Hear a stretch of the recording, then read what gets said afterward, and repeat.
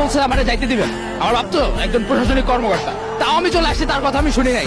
আমার জাস্টিস দরকার। এদিকে লালাই দিতে ছাত্রলীগ, ও আরো সুন্দর। আমার ভাইরা যে মরছে না, আমি সেটা জাস্টিস পাওয়ার জন্য আসছি, সেটা জাস্টিস পাওয়ার জন্য আমি আসছি। আমার ভাইদের রক্তে আজকে রাজপথ লাল হয়ে গেছে, সেটা জাস্টিসের জন্য আসছি।